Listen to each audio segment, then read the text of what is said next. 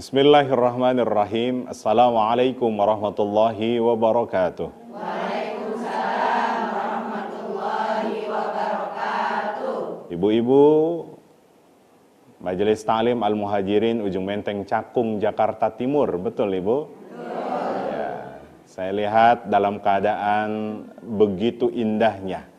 Mudah-mudahan menjadi sosok ibu-ibu yang solehah. Ya, istri yang pandai berbenah. Yang jika dipandang wajahnya selalu ramah. Ya, senyumnya tetap merekah, membuat suami selalu bahagia. Walaupun sedang gundah, resah dan gelisah, suami tetap betah di rumah karena kemana-mana selalu terpancar senyum indahnya si mama. Pemirsa Tausiah Subuh dimanapun Anda berada, mudah-mudahan kita semua dalam keadaan sehat walafiat. Kita bersyukur kepada Allah dengan mengucapkan kalimat Alhamdulillah Rabbil Alamin. Dan salawat kepada Rasulullah Sallallahu Alaihi Wasallam dengan kalimat salat merupakan ibadah yang tidak hanya diperintahkan Allah kepada Nabi Muhammad beserta umatnya, melainkan terekam di beberapa ayat Al-Quran. Salat pun juga diperintahkan kepada nabi-nabi terdahulu. Nabi Zakaria alaihi salam dalam Quran surah Ali Imran ayat 38 sampai 39 salat. Nabi Musa alaihi salam terekam jejaknya dalam Quran surah Thaha surah ke-20 ayat 14 salat. Nabi Ismail yang tidak hanya personal, tapi justru dia meminta kepada keluarganya untuk menunaikan ibadah salat. Itu pun juga terekam jejaknya dalam Quran surah ke-19, surah Maryam ayat 55, salat. Nabi Isa alaihi salam itu pun juga terekam jejaknya dalam Quran surah Maryam, tepat di ayat ke-31, juga menunaikan ibadah salat. Kita lihat bagaimana Nabi Zakaria alaihi salam yang ternyata di usianya yang sudah lanjut, istrinya sudah menopause, terekam dalam Quran surah Maryam ayat keempat, inni wahanal azmu minni washta'ala ar-ra'su syaiban walam akum bidu'aika rabbi syaqiyya. Fisik letih, rambut memutih, istri menopause. Ukuran manusia mengatakan mustahil punya keturunan. Mustahil dapat keturunan. Maka Nabi Zakaria alaihi salam sadar betul bahwa di usianya yang sudah lanjut, maka harus ada generasi yang bisa melanjutkan estafet kenabian beliau. Maka beliau tinggalkan pendapat tabib tadi. Beliau hendak memberikan pendidikan kepada istrinya. Apa yang diberikan kepada istrinya? Terekam jejaknya dalam Quran surah Ali Imran ayat 38. Bagaimana Nabi Zakaria, hunalika da'a Zakaria rabbah. Yang pertama, Nabi Zakaria alaihi salam kuatkan doanya. Diajarkan doanya terutama kepada istrinya agar senantiasa mengucapkan Rabbi habli min ladunka dzurriyyatan thayyibah. Ya Allah, anugerahkanlah kepada kami keturunan-keturunan yang thayyib. Apa itu thayyib? Thayyib itu menunjuk kepada fisik yang baik. Makanya ibu-ibu kalau ketemu dengan orang Arab ditanya kaifa halak ya sayyidi? Oh, ana thayyib, thayyib, thayyib. Thayyib itu menunjuk kepada fisik yang baik. Akan tetapi justru kadang ada orang yang fisiknya baik, tapi sifatnya belum tentu baik. Makanya Islam mengikat dengan kalimat khair. Ada orang yang punya sifat baik, tapi belum tentu bisa bersikap baik. Maka Allah mengikat dengan kalimat ma'ruf. Ya. Ada orang yang bisa bersikap baik, bahkan orang-orang di luar Islam bisa bersikap baik. Tapi justru kebaikannya semata-mata hanya ada feedback, hanya bisa ditimbal balik ataupun bisa ada balas jasanya. Tapi justru Islam mengajarkan kembali kepada kita kebaikan-kebaikan harus diikat semata-mata karena Allah. Itulah yang dinamakan dengan konsep ihsan. Baik thayyib, baik khair, baik ma'ruf, baik ihsan, itu terangkum semuanya dalam definisi dan narasi Al-Quran yang dinamakan dengan soleh. Ketika Nabi Zakaria alaihissalam ini meminta lewat doanya, ternyata tidak cukup sampai di situ. Kita lihat di ayat 39-nya. Fanadatul malaikatu wa huwa qa'imun yusalli fil mihrab. Nabi Zakaria tidak hanya kuatkan doanya, tapi dalam redaksi ayat 39 mengatakan Nabi Zakaria pun juga qa'im, berdiri tegak sempurna. Apa yang dia lakukan? Yusolli. Beliau pun juga menunaikan ibadah salat. Dan tidak cukup sampai di situ.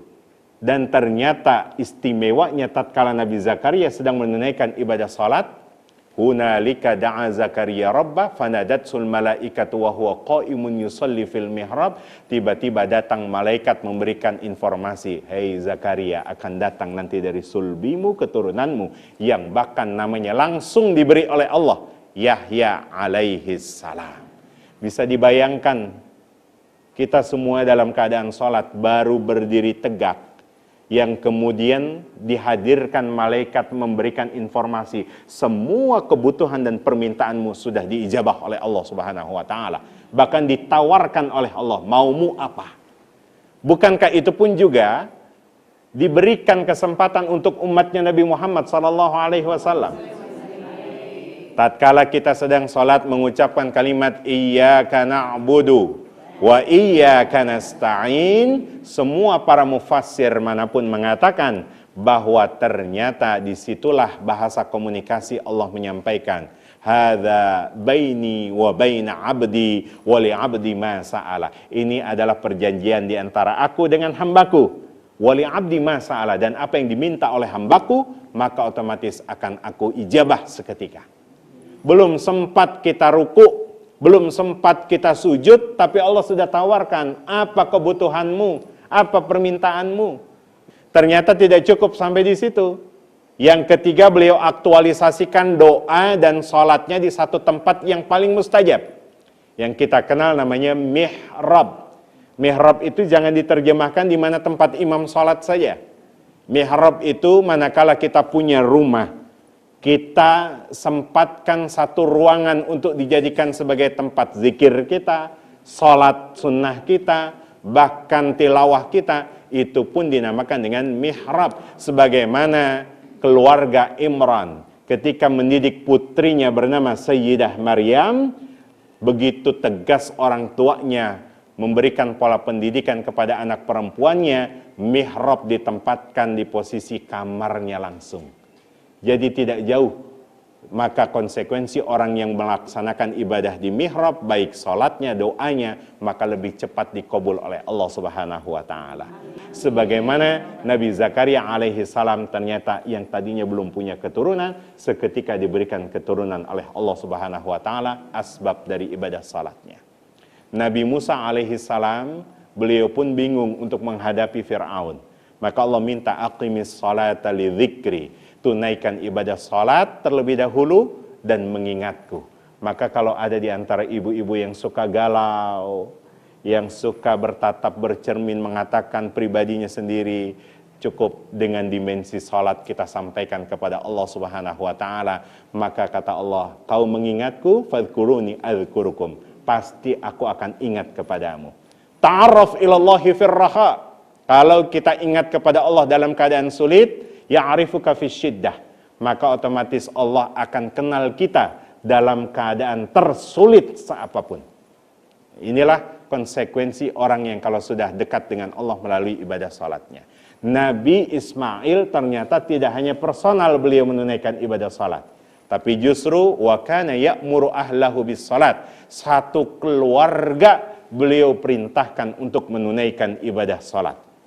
Dan bahkan Nabi Isa alaihi salam terekam jejaknya, wa ausani bis salati waz zakati ma dumtu hayya. Allah memberikan wasiat kepadaku untuk terus konsisten menunaikan ibadah salat dan senantiasa memberi zakat. Ma dumtu hayya, sepanjang aku hidup. Jadi kalau ada literatur mengatakan Nabi Isa sampai saat ini masih hidup, apa yang beliau lakukan? Tidak lain adalah melaksanakan ibadah salat. Ya. Nabi Zakaria salat, Nabi Ismail salat, Tidak hanya personal, tapi satu keluarga sholat. Nabi Ibrahim pun juga sholat. Nabi Isa sholat. Bahkan Nabi Musa pun juga sholat. Dan Nabi Muhammad SAW pun juga melaksanakan ibadah sholat. Sholat merupakan ibadah yang paling utama. Maka para ulama selalu berpesan. Syekh Mutawalli Asy-Sya'rawi mengatakan, jaga terus, jangan lepas sampai akhir hayat.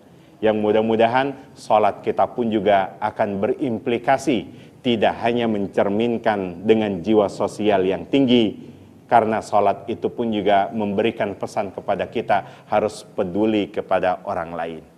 Warka'u ma'ar raki'in. Sholat yang kita laksanakan tidak hanya secara person berimplikasi, akan tetapi justru mampu berimplikasi tanha anil fahsya iwal munkar. Salatnya mampu mencegah perbuatan yang keji maupun yang munkar. Mudah-mudahan ibadah salat yang kita laksanakan sampai saat ini tidak hanya diterima oleh Allah Subhanahu wa taala dengan penerimaan yang terbaik, akan tetapi mampu berimplikasi pada diri kita. Tanha anil fahsya iwal munkar, mencegah dari perbuatan keji dan mungkar. Warka'u ma'ar raki'in, kita mampu berempati kepada orang-orang yang ada di sekitar kita. Dan yang terpenting adalah sebelum sholat kita laksanakan wudu. Fungsinya wudu itu tidak lain adalah innallaha yuhibbut tawwabina wa yuhibbul mutatahhirin. Allah menjaga kita dari segala bentuk-bentuk kekotoran, baik kotor terhadap harta kita, kotor terhadap perilaku kita. Sebab untuk menunaikan ibadah salat kita diminta harus suci dan bersih. Mudah-mudahan Allah menjaga kebersihan dan kesucian diri kita, keluarga kita, dan harta sekaligus makanan kita. Astaghfirukum alfa alfis yang fafin. Wassalamualaikum warahmatullahi wabarakatuh.